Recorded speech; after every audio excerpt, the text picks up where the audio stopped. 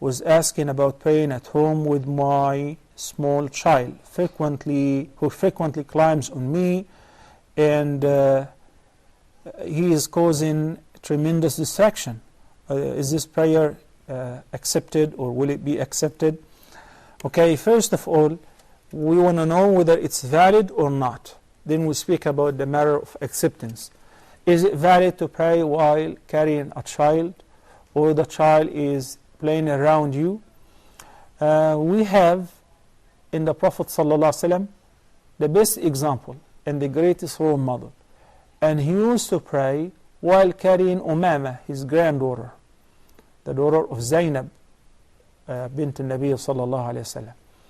And while he was standing, he will carry her. When he will make ruku', he will sit on the floor, and he will make sujood, she will be next to him. And sometimes his grandson or granddaughter will climb on his back, sallallahu alayhi wa sallam, and that will not interrupt his prayer as long as the person have khushu'. Somebody will say, but there is a conflict of interest. How can I have khushu' while the child is running back and forth? Of course, the first choice is if I can keep the child in the stroller, or if you have a maid or a babysitter, or whenever you have to use a bathroom or take a bath, what do? Where do you keep the child? So if you can do that, that is fine. But if you need to be next to the child, or the child needs regular attention, then it's okay to pray while carrying the child, especially if the child is constantly crying and so on. That will not invalidate the prayer. Even if the child is, for instance, wearing the diaper and he or she smells, which means that they have defecated or urinated, that would not invalidate your prayer. You can still carry the child. If the child is riding on your back while you are in sujood, it has been reported that once the Prophet ﷺ was leading the prayer, and the companions noticed that his sujood was so long. He prolonged his sujood to the extent that some of them anticipated the Prophet ﷺ had died. So after the prayer they inquired about it, because it was not in every sajda.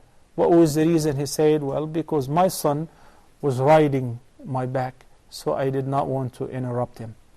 Mercy of the Prophet ﷺ was not just specially for him, but was a mean of lessons to teach us how to deal with our children, and that would not invalidate the prayer.